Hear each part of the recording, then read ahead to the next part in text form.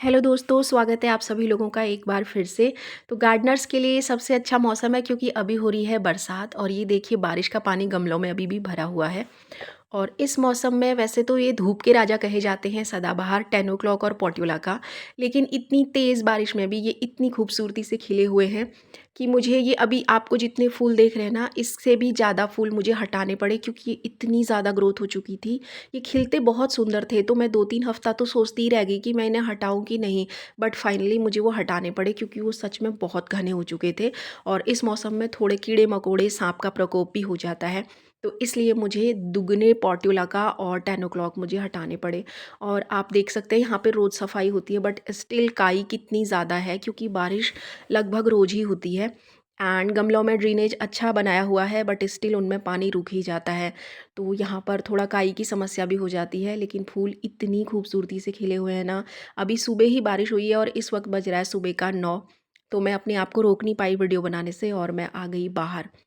हर एक फूल इस वक्त इतना खूबसूरत है और बारिश के पानी का जादू देखिए। इस फ्लावर का नाम तो आप जानते ही होंगे, बहुत ही इजीली कटिंग से लग जाता है, बहुत जल्दी इसके पौधे तैयार हो जाते हैं और छोटे गमले में लगाएंगे तो ये छोटा होता है और बड़े गमले में लगाएंगे तो ये बड़ा हो जाता है। इसे कहते हैं मैक्सिकन पेटूनिया। और ये है किश्ती वाले गमलों में लगाए हुए मेरे फेवरेट पोर्ट्युला का, और इसी में कुछ लगे थे सदाबहार के अलग अलग रंग के फूलों वाले पौधे जो कि गर्मी में सूख गए थे। अब ये फिर से ग्रो करने लगे हैं और यहाँ पे लगे हैं सुदर्शन के पौधे, और इनमें भी क्योंकि सदाबहार के पौधे जहाँ पे होते हैं ना, उनके छोटे छोटे प्लांट्स दूसरे गमलों में जाके खुद से ही उगने लगते हैं। तो यहाँ पर ये पौधे खुद से उग गए थे और इनमें देखिए कितनी प्यारी सी फ्लावरिंग होने लगी। ये डार्क जो क्लासिक हमारा सदाबहार होता है, ये उसके ही पौधे हैं बट इनका कलर यहाँ पे आके पिंकिश हो गया है और बहुत ही सुंदर कलर है। और ये देखिए, ये मैंने जस्ट अभी 1 डेढ़ महीना पहले लगाया था ये सेकंड किश्ती वाले गमले में, और देखिए इसकी ग्रोथ। और ये रहे हमारे ब्यूटीफुल अडेनियम और इनमें भी फ्लावरिंग होने वाली है। और ये है सुंदर सा जेड प्लांट, और जेड प्लांट को इस वक्त आप कटिंग से बहुत ही आसानी से लगा सकते हैं। छोटी से छोटी कटिंग भी इसकी लग जाती है। एंड ये देखिए गमलों में कैसे पानी भरा हुआ है। और पौधों में इस वक्त ग्रोथ बहुत ज़्यादा है और बहुत ही खूबसूरती से फूलों वाले पौधों में फ्लावरिंग हो रही है। तो अगर आप किसी भी पौधे की कटिंग लगाना चाहते हैं तो आप उसे लगा सकते हैं।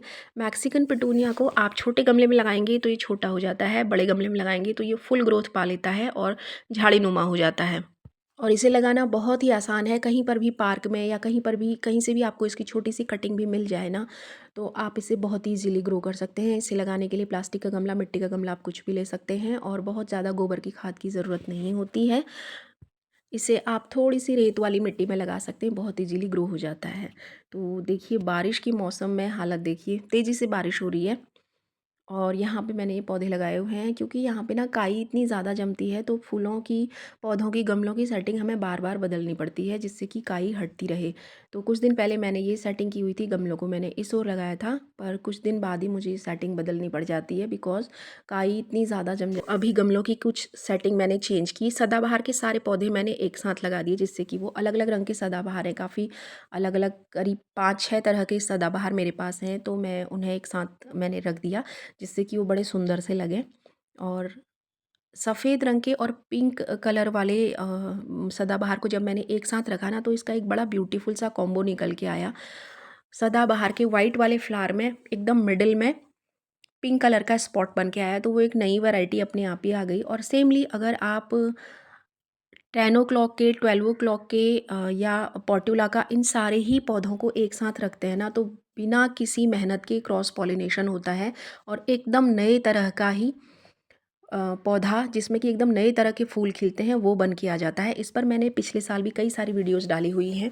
पोर्ट्युला का और 10 ओ क्लॉक मेरे फेवरेट हैं, तो मैं इनकी कई सारे पौधों को, कई तरह के अलग अलग रंग के फूलों को मैंने अपने गमलों में उगाया हुआ है।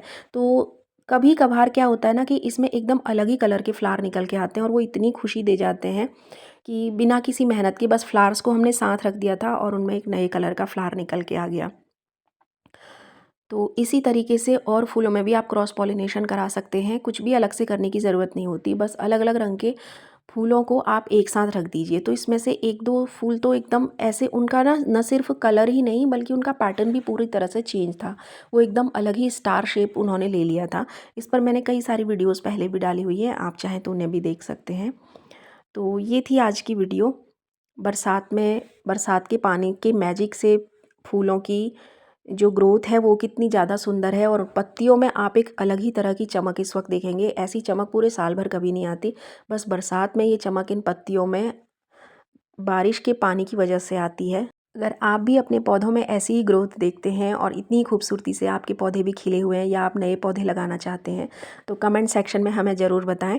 और नई नई कटिंग्स आप इस वक्त ज़रूर लगा सकते हैं। अपने घर की तैयार की हुई कटिंग्स लगाएं या मार्केट से ले आएँ। बहुत ही रीज़नेबल प्राइस में सस्ती सी किसी भी छोटी से छोटी बड़ी से बड़ी नर्सरी में ये मिल जाती हैं, और आप बहुत आसानी से नए पौधे तैयार कर सकते हैं। वीडियो अच्छी लगी हो तो वीडियो को लाइक करें, शेयर करें, और चैनल को ऐसी ही वीडियोस और देखने के लिए सब्सक्राइब करें। Thank you so much. Thanks for watching.